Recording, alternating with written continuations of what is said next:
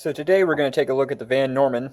I've got a little bit of a thing planned. We're going to just try and work on that lead screw a little bit. Nothing too big for today. It should hopefully go pretty smoothly. We're just going to open her up and probably clean her out and try and get the thing moving. Hopefully, there's no big surprises or anything, although so far with this mill, everything's been a surprise. So let's get to it. All right, we're over here at the Van Norman, and as you might notice, we've got the table off. There's a couple of reasons we took the table off. Generally, when you're working on a machine that you've just got like this, it's good to kind of disassemble it and take a look at it. We've not really dug this far into the lathe. We've got a couple of things that we checked on it, but mostly we just kind of got it running so we could actually use the thing. The mill, on the other hand, has been having some problems with the table actually traversing, and so we've opened it up, and I've started to clean some of the top here, and you can still see there's a little bit of hand scraping left there, which is good. It's less wear here. There's more wear towards the ends. We could remachine this flat, scrape it, surface plate, glue it, all that stuff, but most likely we're just going to clean this and make sure everything works properly and put it back together. Mostly because I don't have a surface plate yet, but you can't win them all. So these are oil channels. So these are supposed to be filled with oil, probably from these pipes here. There's going to be some sort of pump or something inside there that'll basically just oil it. There's even, there's this little one-shot oiler, and this might actually cause it to put some oil through those. And those are supposed to normally fill these oil channels, fill all the other stuff. But, and you'll find this on a lot of machines, some asshole has been in here with a grease gun and just absolutely caked these things with grease, and this is not how this is supposed to run. These are supposed to be oil, like it's not a super light oil, but still an oil, not a grease that's supposed to be inside these. And so we're gonna have to clean this out and just hope that it's not gunked up all the lines or anything like that. I mean, this is gonna be a little bit of a chore, but we're going to we're gonna try and see if we can't get it cleaned up, and yeah, we'll go from there.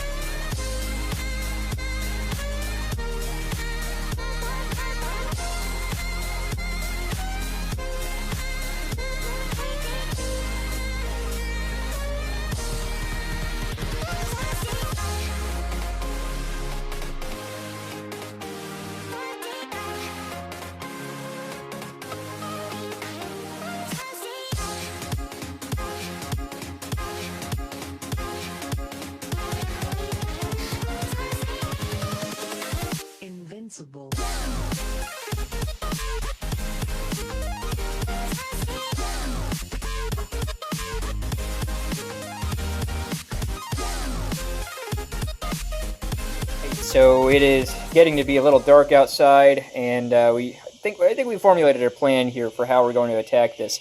This lead screw is seized, so we're going to need to take things apart and figure out where it's seized at. And we were able to get at least the power feed mechanism to be free here, so you can see, this is spun on this, and this is how it selects between left and right and off for power feed. And it didn't come with the lever for it, so we're going to make that too. But so that's what we're going to start doing. We're going to go ahead and just start tearing it down and try and find out where it's locked up at. And while we're doing this, we're just going to clean along the way.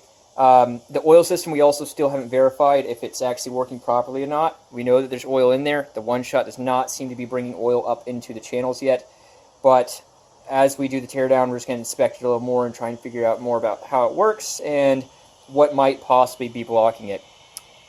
So we're going to go ahead and get started. We'll see you at the end of it.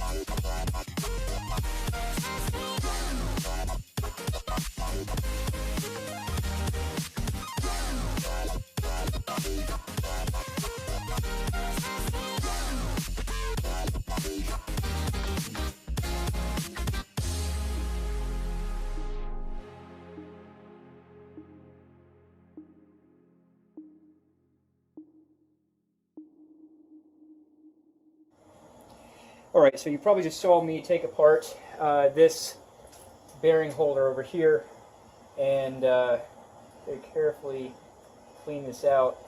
It's not filthy. It's not great, but part of the problem is it looks like it's not been getting oil for a little while. There wasn't really a lot of oil in here when I opened it up. Well, that's kind of related to this whole oil system being kind of fucked up by the last guy. This copper pipe back here, I just kind of easily bent this over. And this, although very difficult to replace, is not irreplaceable. You can potentially get stuff this small and then just, it's just like regular copper pipe, putting it all together here. But so, what I found here though is that when we, get some leverage to be able to turn it here, that bushing, or well, bearing, whatever this is actually stuck. Like it is staying, it's riding with the rod, and it shouldn't be, because you see this hole right here in the top. That is where that top little grub screw is supposed to go, and so it's not supposed to ride along with the rod. Now, we can try and put this back together and then really torque on it to try and break it out of there. We might end up doing that, but for the moment, we're going to go ahead and just take a look at a couple of the other things here. I don't think we're going to take these apart just yet, because we are moving the rod now, and it's fine. So I don't want to open up more of these than I need to. Although some of these, again, the problem with the oil versus grease here, we might need to at least open this top area to inspect and see if there is any oil inside of these, or if they just haven't been oiled in a really long time, which is potentially likely, judging by intelligence of the previous owner of this machine.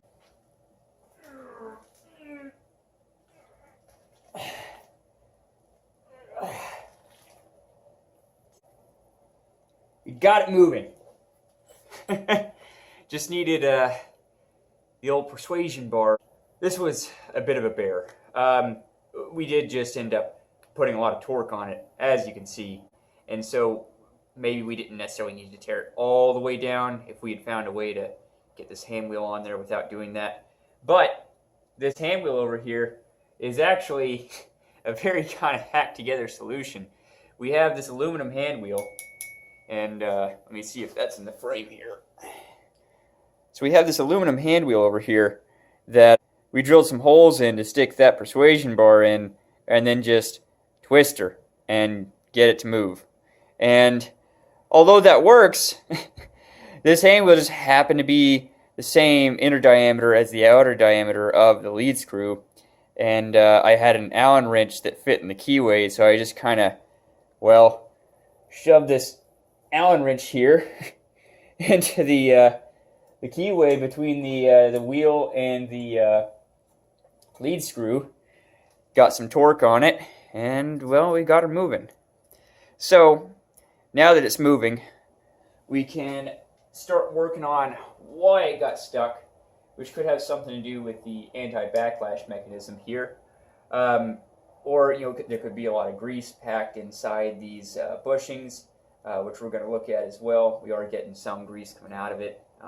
It's filled with a bunch of random particulates and garbage, so that's always fun. But we're done here. We're done with at least figuring out this particular issue. We need to work it back and forth a bit, make sure that this is, this backlash mechanism is still, functional, not going to cause any problems. But at this point, we just have to basically, re-grease this if we need to get some grease on these gears, and get this part put back together. But before we do that, we're going to take it apart more, because we want to see what's deeper inside this and see if there's any other surprises inside. So that's what we'll be doing next, just removing this, seeing what's inside, and getting it cleaned up and all nicely working. But till then, it's way too late to start on that now. We just got some oil that we put on all this to prevent corrosion, and I think that I'm pretty happy with getting all of this cleaned up and put to, well, sort of working at this point. By the way, as far as this grease is concerned, I wanted to mention, when you're looking at machines like this, you will find grease on lead screws a lot. It's not, it's not a bad thing to find grease on lead screws, because, they need lubrication and they need corrosion resistance, and grease can provide those things. Of course, there is such a thing as too much grease. There's such a thing as too much oil. And so finding it packed on there is not fun, but it is something that you do find. But the reason that you find it on lead screws more often than not is, well, first, they're normally relatively easily accessible moving parts that people see and put grease on because they're moving parts. But also, you can see here in the center, this part of the lead screw here is just worn down quite a bit more than these outside parts here. That's just how lead screws wear. When you're using them, this center space gets put through these mechanisms more than the outside spaces, so they wear more in the center. This creates what's called backlash. Backlash is where you spin the handle, but the table doesn't move for, a certain number of turns or part of a turn, whatever. And so when people put grease on these, what it does is it creates some hydraulic pressure when you are forcing this lead screw through these bushings, because that grease is hard to shear, and so it builds up into the crevices there and creates almost like another surface for these threads to ride on, and that will actually take up some of that backlash, make it feel like it has less backlash and maybe work a little bit better. That's not the correct fix, but it can make it feel like, a younger machine. So people do it. The correct fix is, well, ultimately, once these wear completely out, you put in a new lead screw. But there are anti-backlash mechanisms like this one that you put in to try and compensate for that. You have to be careful with these, because if you tighten them too much, you can make it where it gets stuck when it hits parts of the rod that are not worn. So if you're using the middle of the table mostly and don't use the edges a whole lot, then that can create a problem. Which is why it's good to sometimes just take it back and forth, or use one edge or whatever to try and get more even wearing across all of the parts, so you don't wear out one part before the rest, because it can create problems like this. So I expect to find some more things like that deeper in here. The lead screw that's for the actual table here, or not the table, the Y-axis of the table, is actually suspiciously lacking grease. I'm looking at it right here. It goes straight back here. So this one might actually not have been packed with grease, and it seems to work decently well when we can get some torque on it here. So, yeah, you can see it barely moving forward. I don't have a handle for this because, as I may have mentioned already, this machine came with basically no handles, no levers, or broken handles and broken levers, and this was one of the ones that was just completely missing. So we'll get into this. I'm hoping that it's a little bit better underneath, but judging by just opening the machine so far, this machine was used and abused. Manufacturing setting not taken care of very well. You know, it did a job until it didn't do the job, and then it was trash. And that's just how these machines get operated on in that manufacturing setting. So we're gonna keep moving, and I'll keep all of you updated on this. And I really, really am excited to use this machine. It's an amazing machine with a lot of cool history. They're not very common machines, and I think that I can do a lot of cool things with this. And ultimately, I really, really, really just want to take the expensive metal stock that I've bought to mill on this machine and turn it into scrap metal on this machine with my two bare hands. As usual, I'm not an authority figure on this, so if I've made some mistakes throughout this video, I am a complete dumbass. So, feel free to make fun of me down below. I'll see you guys later. Maybe if we add some grease to her, she'll get easier to turn.